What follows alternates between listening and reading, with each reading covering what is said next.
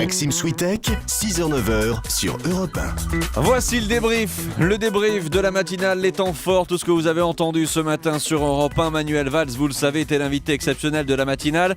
Après Dijon, Nantes, où un automobiliste a renversé volontairement des piétons hier soir, il y a aussi eu cette attaque sanglante ce week-end contre des policiers à jouer les tours. 3 affaires qui alourdissent le climat à la veille de Noël. Mais le Premier ministre appelle au sang-froid de chacun. C'était à 8h20 sur Europe 1. La meilleure réponse face aux menaces, face aux peurs, face aux événements que nous venons de connaître, c'est le sang-froid, c'est bien sûr la vigilance, c'est la protection que nous devons aux Français, c'est la mobilisation des forces de l'ordre qui doit le permettre. Mais dans une grande démocratie comme la nôtre, avec un peuple qui est mûr, la meilleure réponse, c'est de continuer à vivre tranquillement, avec bien sûr la nécessaire vigilance, mais de continuer à vivre surtout dans cette période. Pour Manuel Valls, jamais nous n'avons connu un aussi grand danger en matière de terrorisme. A-t-on raison d'avoir peur ? C'était la question qui fâche de 7h15 sur Europe 1. Pour Bruno Béchiza, secrétaire national de l'UMP en charge de la sécurité, le problème vient de l'incapacité à déceler les menaces.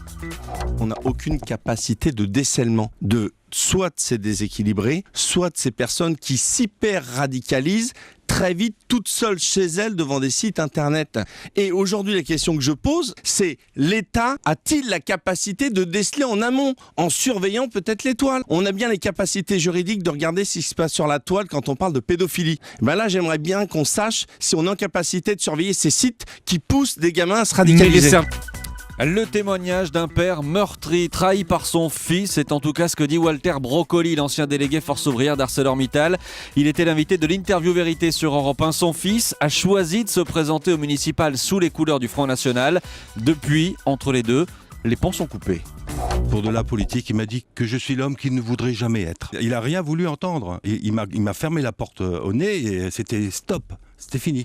C'est le grand silence. Je ne comprends pas parce qu'il n'a jamais été comme ça. C'est comme les gens qui voient leur fils partir en Syrie.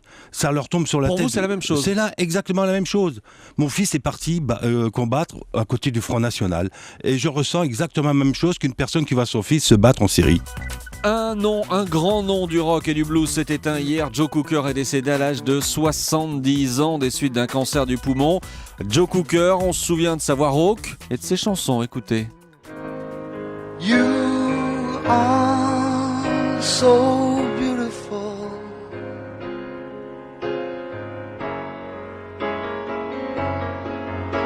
To me. Il y avait aussi ça, c'était en 69.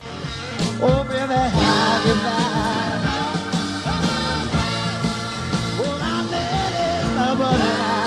69, Woodstock, mais vous vous souvenez aussi forcément de Kim Basinger, 9 semaines et demie.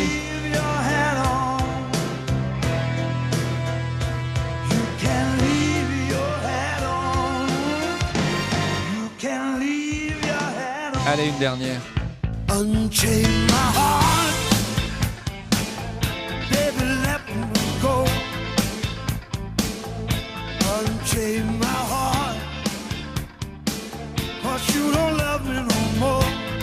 Joe Cooker qui s'est donc éteint hier à l'âge de 70 ans. On poursuit ce débrief. Les enfants ont besoin d'attraper des virus pour se créer leur défense immunitaire. Virginie Salmen nous l'expliquait dans le journal de 7h30.